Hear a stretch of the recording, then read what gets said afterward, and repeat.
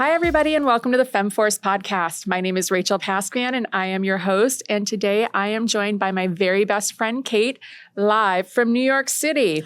Ooh, I love that. A Saturday, right? an SNL drop. What do you call your fans? Femmies? I haven't decided yet, so we're going to have to Femmies. I'm going to call you guys Femmies. I love that for us. So my best friend is one of the most intelligent, beautiful, outstanding human beings that I know. That's why she's my best friend. But she is definitely one of those girls that is so much fun that when I then hear her on work calls, I sit there and go, wait, who are you? And what is your job? Because this is amazing. Where did that come from? So she is going to be talking to us today about her career transition from beauty into the health wellness space and a little bit about prescription drugs in America and how that's really shaping the health network that we're in right now. So thanks for being here, Kate.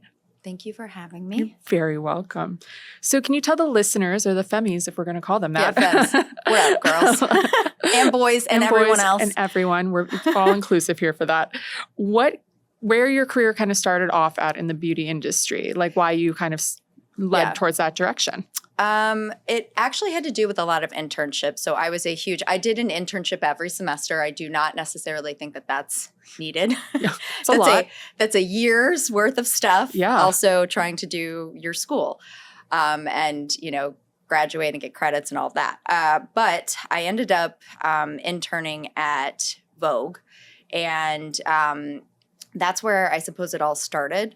And it was actually on the West Coast, not on the East Coast. She was an LA girlie for a minute, guys. Yep. And this is a true New Yorker. Yes. And so I fell into it a little bit that way. And then I just continued to get internships in that space, be it in the publication side or the advertising side or the PR side, public relations. And after I graduated, really, I toggled between fashion and beauty jobs in the PR space for, I want to say, at least 10 years, if not longer. And I think that there's a lot that goes into that 10 years of burnout because, It's a lot. I would say for at least 5, you aren't even mid-level. You're still, you're in the bottom. Lower level. And so you get the grunt work, or as I used to call, the shit work. Well, yeah. Can we swear? Yeah, you can absolutely swear. Okay. Yeah. So it was that. And that burns you out fast, but it also really allows you to see kind of, who people are and how this industry works. And I've always said, if you want to date somebody, obviously go on a date with them, but see how they treat the waiters, the waitresses, any kind of, the cab driver, the Uber driver, whoever, because it's going to tell you who they are. And true enough, look around you, see how your industry or who you work with treats the lower level people, because that'll really tell you what this industry is about and who your friends and foes are. And I think that there was a lot that I learned and gleaned in those, early years. Do you feel like the culture of the beauty industry kind of made you want to do a transition into the health space? Yeah. And I think also for whatever reason, I had more of a, petulance for celebrityism. I'm pretty old, very old. So this was in the early 2000s when tabloids had just started coming out. And, Pop Sugar was around or whatever it's called. I don't even, that's a website, but I was like, that's new. But, before TMZ, there was Tiger Beat and stuff like that, whatever they were called. I remember those. And I was reading those in between, my college classes. And I was like, this is for whatever reason, I gravitated towards what these girls were wearing or how they were doing their hair or whatever. And so I got sucked into that world pretty easily and quickly, which obviously then showed up in my career path and choices. And I think that going back to what you asked, I think year over year, I found it very difficult to navigate personalities. It wasn't difficult to do the work. The work was, I'm not going to say mindless, but it was tedious in that I was doing lots of spreadsheet stuff and, that kind of stuff. Yeah. And managing different, press lists, event things, all of that. And I think that year over year, it was more, how do I navigate this really insidious kind of industry and the people in it, more than the work is too hard or I feel a lack of creativity in my role or anything like that. It really came down to the people that I was surrounding myself with. And I noticed that I picked up their language, habits. I picked up their colloquialisms. My gestures were the same as theirs. And I was like, wow, I'm morphing into, the femme beauty bots over here. Right. Yeah. But not your fans. No, but it was like a little bit like Devil Wears Prada. I was like, wow, I'm morphing into somebody else that's not really an authentic version of who I am. It's just, me externally looking at everyone around me and being like, oh, okay, this is what I need to do in order to live in this environment. And I mean, you're in the same kind of role but a completely different industry. What were the challenges, do you feel like, going from trying to sell yourself as you've been in beauty for over 10 years, like you said, to a healthcare market? Like, how were you able to do that? So I really kind of hit a wall one year, and I said to myself, at that point, it became not the question of, like, how do I navigate personalities? Do I even want to? Yeah. Is this, I don't feel like this is a healthy environment. It actually became that the work became boring then. Yeah. And it was too repetitive, and there was a lack of creativity. And so when I hit that wall, I was like, wow, okay, there's nowhere else to turn. You don't like the people that are here. You don't like the actual quality of the work anymore. So you need to look externally and figure out what the hell to do. So I was very scared, and because I did, and I had pigeonholed myself into beauty and fashion. So many do, though. Yeah, but it also gets a bad rap. Like, it's airheads that live and breathe in that space and do that kind of work. So I was very nervous that no one would take me seriously. Yeah, and and because of that stigma, I waffled a bit at my role at that point. And I was like, should I just switch into like another role in this industry, or, what? And I finally made a decision to just look externally and go outside of the industry, because this is going to sound so bananas, so please also don't judge me on this. My friend dragged me to a crystal reading, and like, I love that. Whatever came from that. We love our woo-woo wellness here. I was like, you know what? Listen, it's not going to kill me to test the waters. Yeah. And I had no instinct direction of what I might be interested in. I applied to jobs in marketing communications for like, what are those like things that birds or like the little pigeons? I wanted to be a pigeon whisperer. I could see you doing they're that, like but little scooters. Oh, the scooters. Like the lime bird. The bird. Yeah, they're called birds. The lures. The limes. The limes and the birds. Okay. And whatever. Okay. I was like, I did not know where you were going with that, but I love that. Like tech companies. Yeah, startups, whatever it may be. I ended up falling into interviewing for more pharmaceutical or healthcare companies. And this was after COVID. So like we were in like the height of the healthcare. Yes. And there was a heartwarming sentiment to those type of roles and that industry that was completely void in what I had been doing. And I really liked it because I liked the positioning, the core positioning too, of we're helping do good in communities because you need this product. Yeah. This is a life-saving product, be it whatever, it was. And so I actually did get an offer. And I was really happy that somebody wanted to take a chance on a girl that had, no experience in this industry. But, again, I think that my everything I learned could be applicable in any industry. It just matters that you have a creative background, at least in my particular role. 1,000%. And also that you can articulate a strategy from point A to Z without there being gaping holes where somebody could be like, okay, I see this, but I don't understand how you got here. You have to have it. I happen to be a linear thinker, so that's how I create kind of all my work and the processes. And so, so I jumped ship. I love it. And I've never looked back, and I've never been happier. And I really hesitate to say that because I do think I was at this fundraiser for a college recently, and I met some girls that were very interested in marketing and beauty and fashion, and I didn't want to devastate them by saying I didn't have a great Devil Wears experience. Prada. It's not Sex in the City. You're not walking around with your BlackBerry. Yeah, but what I ended up more or less talking with them about was don't pigeonhole your own self in your own mind, because whatever you think, it's obviously going to be reflected, externally. And so if you pigeonhole your own self, your people are going to read that and pick up on that. And, you don't have to be that to them, and you don't have to be that to yourself.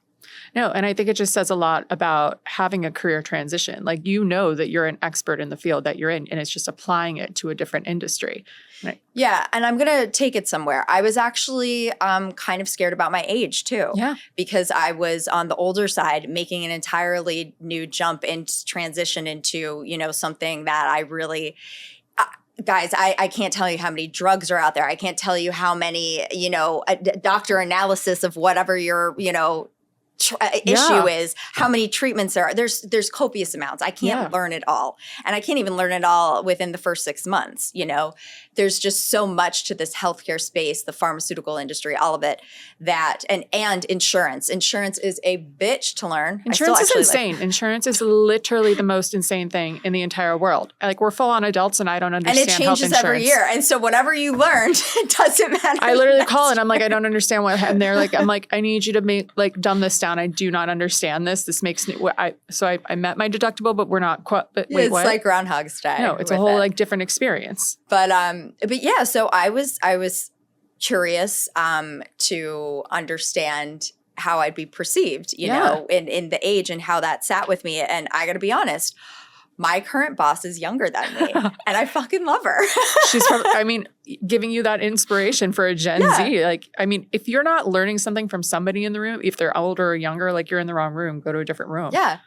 She's very close to my age, let's be honest. But she's younger, and I think that's great. And, I thrive off of her energy and all the other people at my organization. I know. And that's so awesome, because now you're in this kind of culture where do you feel like you're thriving in it, like the work, because you're learning a whole new industry, but the work is similar, obviously. Listen, I'm still not my own best judge of character.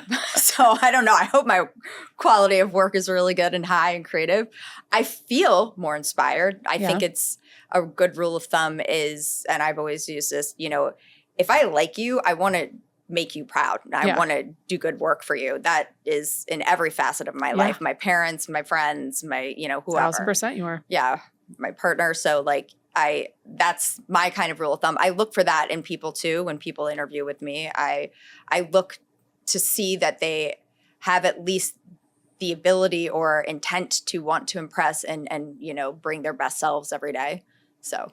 No, and that's because insane. Again, it's meaningful work this time, or at least to you, more meaningful than what you were doing before. Yeah. And and what you're doing now, being in like the prescription drug kind of health era, like, are you seeing different trends that are happening in America comparative to like what you even realized when you came in?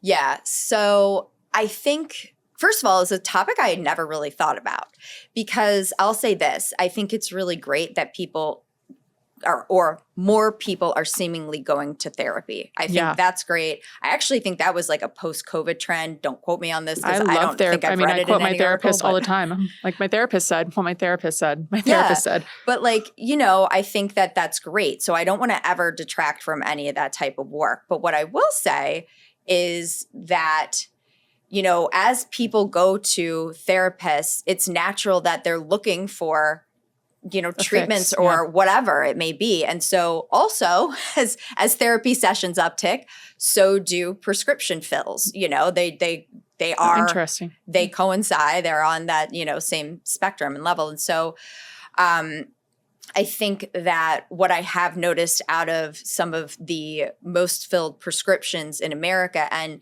you guys can do your research and find this anywhere, but 6.2 billion prescriptions are filled by Americans annually. Now, to contextualize that, there's only 8 billion people in the world. Yeah. So that's like, at least out of those, 60% take 1 prescription or more, and 25% of those take 4 or more. So like, So, you know, the older, obviously, the sicker you're getting, yeah. Yeah, you see what I'm saying? Like, there's a lot of pills going around or syringes or whatever it is. And I don't mean in the like, you know, whatever drug. I mean in, you know, prescriptions that your doctor provides to you and suggests you take with whatever recommended course. And so the funny thing is you can really bucket the 3 top categories of prescriptions or the, you know, prescriptions filled in America into 3 top categories rather. And so what they are is mental health. And so Zoloft is quite high. I'm sure. As are, you know, quite a few others, but that is a huge category. And it's now trending into anti-anxiety. Yeah, you know. Popping pills day and night here. No, but, you know, I think that and honestly, the UN was meeting about this today. You know, tensions are rising all across the globe. Yep. And I can't, you know, people are feeling that. They're absorbing whatever that energy is that's being put out there. They're absorbing it. And it's, you know, kind of imbalancing many people. Yeah. So I think, you know, obviously that used to be a subcategory of you know, kind of depression or mental health medication. It's completely its own category now, and that's where it's shifting because it's such a big and fast growing one. The second one is actually erectile dysfunction drugs. Men. Cialis. Knew it. All of that.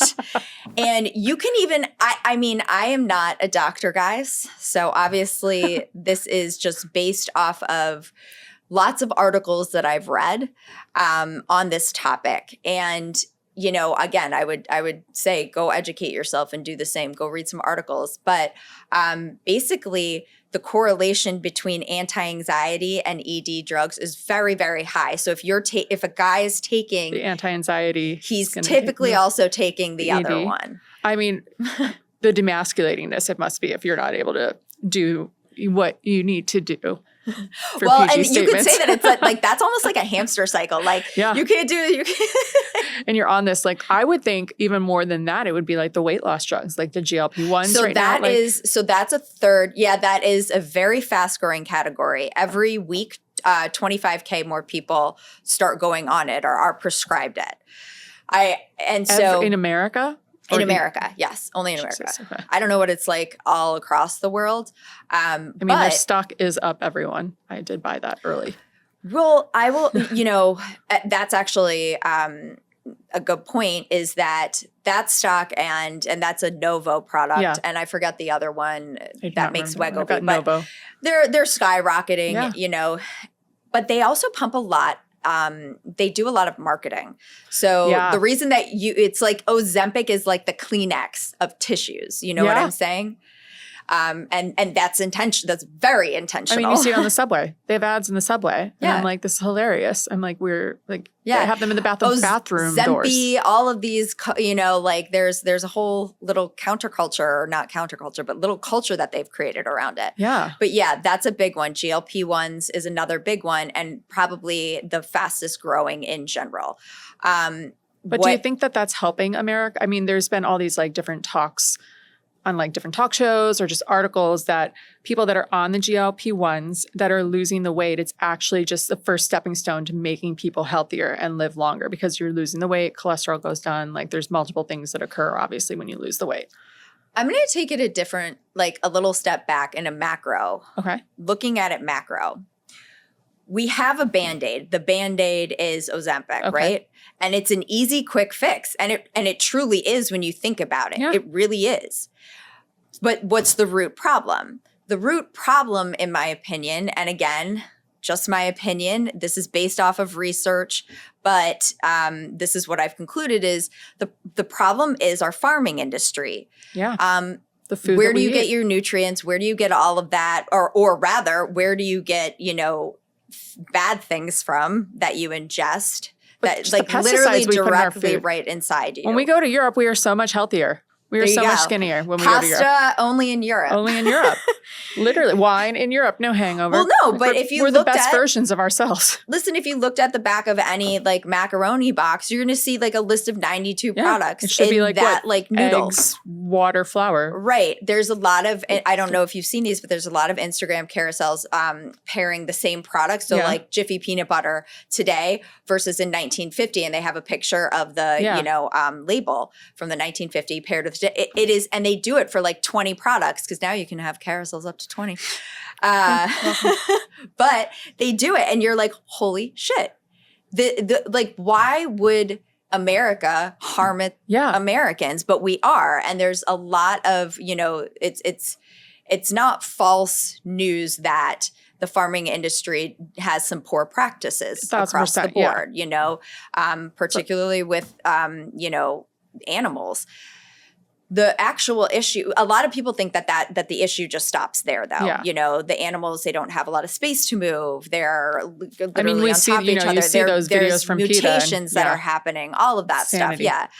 But even if you take care of that problem, which I do think we should, there's a second problem that then already helps to inform, the first one, which is all of the grass and all of the corn and all of the everything that every animal and person eats has pesticides now. Unless you look, and you got to look real hard and you got to do your research on like what qualifies as pesticides, no pesticides, whatever all the different labels are, because I'm not even up to date on that. Yeah. But, it's that they're already ingesting it. You're secondarily ingesting it, or you're just probably, that potato that you pair with that steak.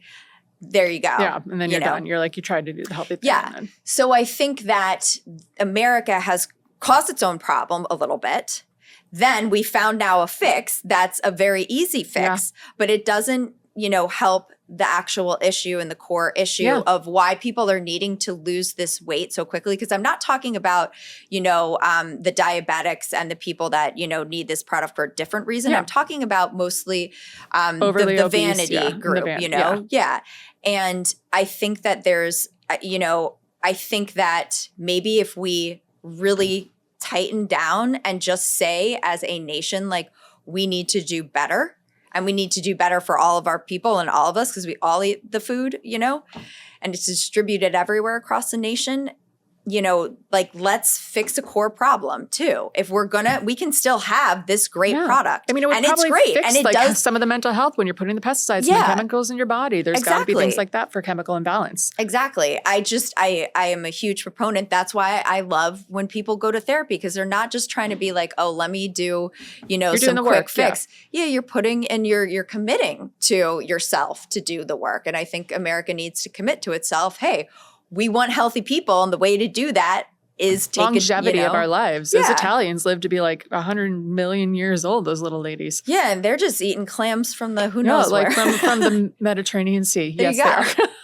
There you go. So when you're looking at like overall mental health and the rise of mental health prescriptions, do you feel like it has changed the healthcare landscape from what it was 25 years ago from your research? Yeah.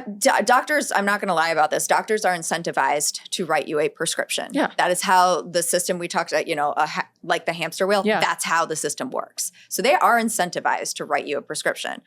That said, again, those people sit in that chair for a very specific reason because they know a hell of a lot more than I do.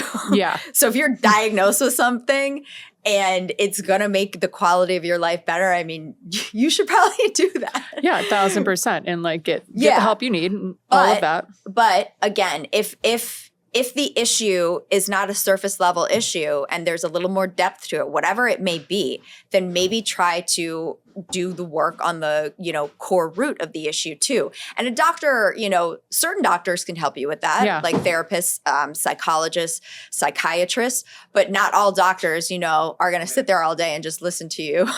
Yeah, and make it a little bit different, which makes complete sense. When you're thinking about how you're in the healthcare and learning from this now and kind of the industry and how it's grown, does anything kind of feel like it might be slowly trickling into the beauty? I feel like beauty has become more beauty and wellness. Yeah. So there's actually a brand called Say. I hope I'm pronouncing that right. It's like S-A-I-E. Yeah. Okay. So that brand, their tagline, I think, is sorry, my marketing head went to this immediately. I was like, oh, that's so smart. Ingenious. Their marketing headline or tagline or something is like makeup as skincare or something like that. Okay. Something very similar. Makeup as skincare. Like that typology stuff. Makeup that's skincare. Something. Okay. So basically they're saying this product, this makeup, this compact is actually your skincare because we pack so much good ingredients into it, whatever, you know. But wait, what was the question? How do you feel that being in the healthcare landscape, if it's kind of starting to transition over into beauty? Because yes. the beauty wellness portion, Now because I feel like beauty goes along with wellness so much. Well, you're seeing that happen in products in brands like Say. That's the example. Sorry. You're good. We're waiting. Let me connect the dots here. Very linear thinker, folks. But yeah.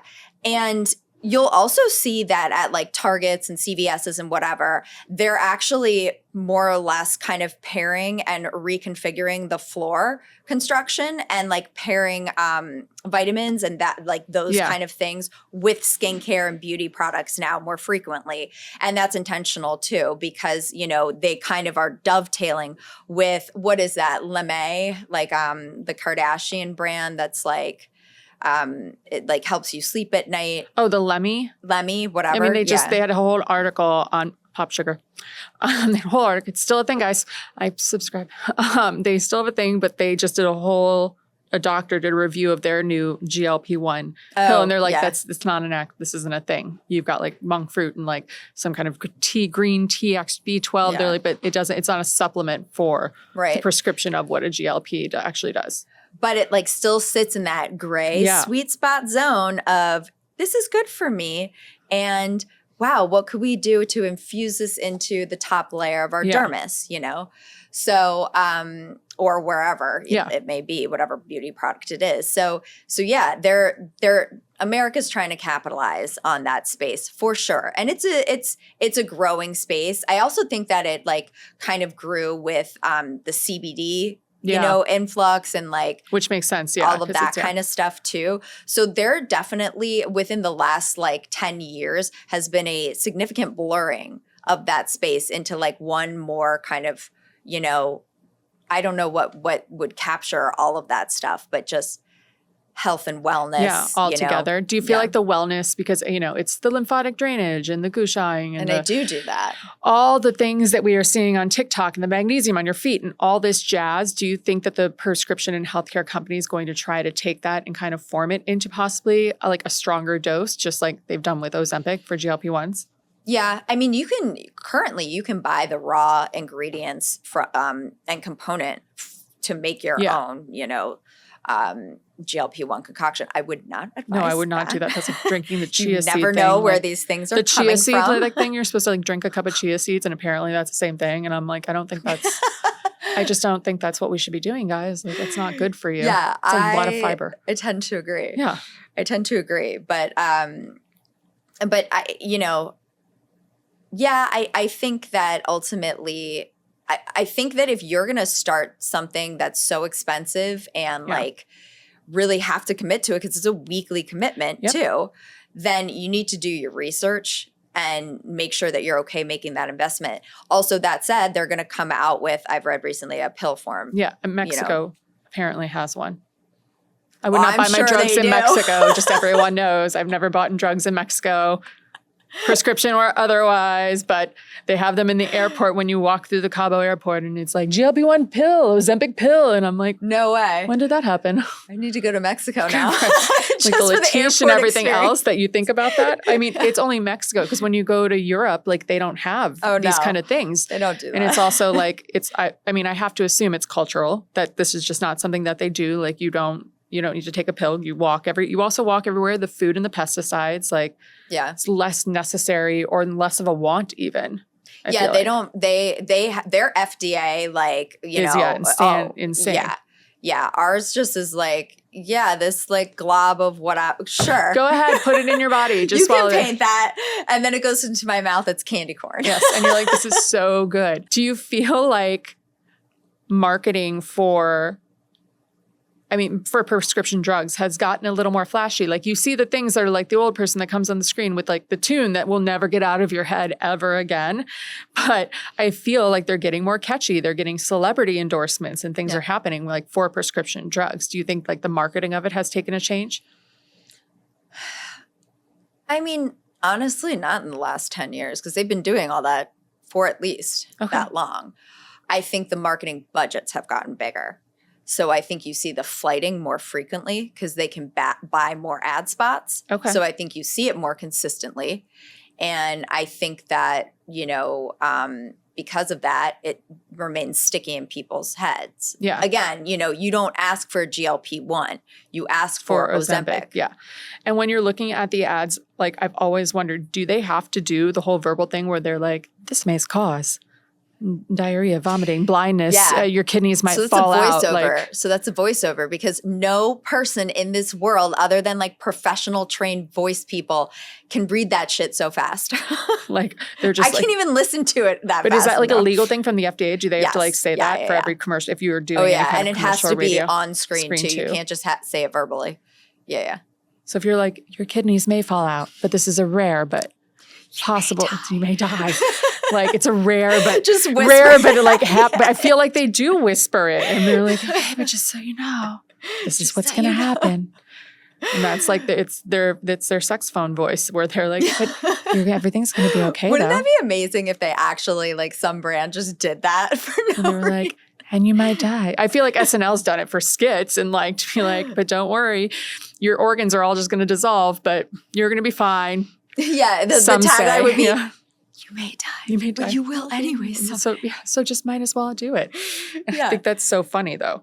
So good to know about the marketing on that. Yeah. When you think about like preventative health versus reactive health, do you think that there needs to be a shift from treating symptoms to preventing illness? Yeah, obviously. I think that goes back to what I said about like the root issue. Fix that. You can still use all the Band-Aids you want, but do the groundwork to do the below the surface work. And that doesn't need to be anyone's business that you're doing it. Yeah. And likely it shouldn't. Where should people get their information from? WebMD? Like that always tells me I have a tumor and I'm going to die. I mean, not ChatGPT-4, but only for like but real like we shouldn't be reading like celebrity blogs or things like that. No. Where would people have to do research for these kind of things? So you can do WebMD. You can also do the Harvard business. I forget. It's the business review. Yeah, it's not even the review. It's just like they have their own like clinical studies and things that you can look at. The source needs to be reputable. Yeah. I go to KKF, which stands for, I honestly don't even know anymore. Okay, but we're going to Google it later. Yeah, it's Google it. That's where I get a lot of my... David's looking it up right now for us. Thank you, David. Oh my God, I feel like Paige.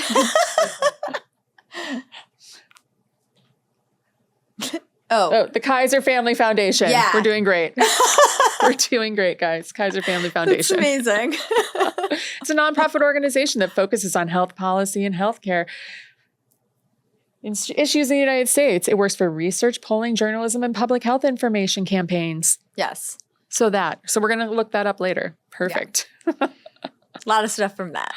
All right. So we look that up and we go from things. So Harvard, reputable. Kaiser, also reputable. Yeah. WebMD. And then whatever your specific issue is that you're looking up, I guarantee they have some reputable, either educational entity or actual like doctor entity and organization that, site you can check out. So you've loved your transition from beauty into healthcare. Yes. What is your big goal within the healthcare and your career there?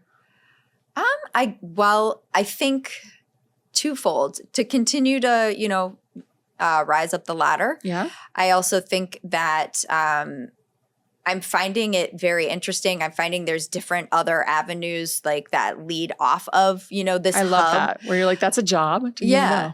And there's some really interesting B2B stuff and work that's, going on as well for pharmacies and their partners. And so it's really an endless, because it's going to be around forever. And like healthcare is not going anywhere. And so no, and it's definitely going to uptick as we all age. And, issues are only probably going to become more pronounced. Well, I feel like also because we're in this area of getting the quick fixes and stuff, we're going to expect more quick fixes as we age. Well, and think about it in monetary terms. We are the government, meaning is going to run out of money to fund Medicare soon. I honestly, I don't know how soon, because that number has been fluctuating. A little bit, yes. Market's up but today. Within the next 10 years, at least, we're not depending on Medicare. We're screwed. So, there's no quick fix for that. And I doubt you'll hear, we're in a election year. I doubt you'll hear our two, candidates kind of talk about that, because that's known as one of the untouchables. You can't talk about that because everybody gets pissed off. Because there's nothing they're going to do in 4 to 8 years. You can't really say anything right. Yeah. No, you're not going to win that battle. That the public is going to be receptive to. So we have no quick fix for that, you know. But yes, I think if there is a quick fix, like people will gravitate towards that, but just keep it top of mind that that's fine. But you do the layers below. Yeah, do the layers, do your research. I mean, make sure that your health insurance is covering what you need it to. Yeah. Like there should be more, I guess, like LinkedIn learnings on like how to pick your health insurance plan, like how that really works. Yeah, it really should. There should be finance classes in like grade school and insurance classes. Yeah, and insurance. Like the one thing. Insurance 101 terms. Girls always like, whenever I do a career day at a high school, and I'm like, so like what class? They're like, what's the one class you wish you could have taken? And I'm like, personal finance. Like why? You wanted me to balance a checkbook and then run a household budget? I don't have a household. I have me. And I'm way more expensive than my household would be. I'm the house. I'm the house and the hold. So like, we should have learned how to do that. Investments, RSUs. I mean, none of us had any of that. I don't even know what an RSU is. Restricted stock units, what you get when when it invests in a company. Yeah. So didn't know it. They offered it to me in my first package. And I was like, that sounds great. Thank you so much. Like, how generous. Literally, they got off the phone. I'm like, is an RSU. And I'm like, what the heck's a restricted stock? I don't even know what this means. What did I just say yes to? I'm like, does this count as my paycheck? Like, I don't understand what this means. And then somewhere in the background, someone goes, and it might cost death. It might cost death, but don't worry. You're already going to die. So if it doesn't vest, you're fine. It doesn't go to your family. It just sits there in this weird limbo and gets sold off to the rest of the world. It's the weirdest thing in the entire world. Insurance, finance. I don't know how people can develop entire careers around this. Maybe we just turn we just have a weekly insurance and we just like come and we give each other like the newest piece of knowledge we've learned and drop it. I picked up this tip and I also thought about this. And I'm like, and then I saw on TikTok. Did you know? Then I saw on TikTok that like, this is what we should be doing. We should do these things. We should be doing this. 1,000% should. That actually is the title of my forthcoming book. We should be doing this. It's actually a really good title. If you think about it, you could market the shit out of that. Well, thank you for coming on the podcast, Kate. But I have one last question that I asked to all of my guests. If you could give one piece of advice to your 16-year-old self, what would that be?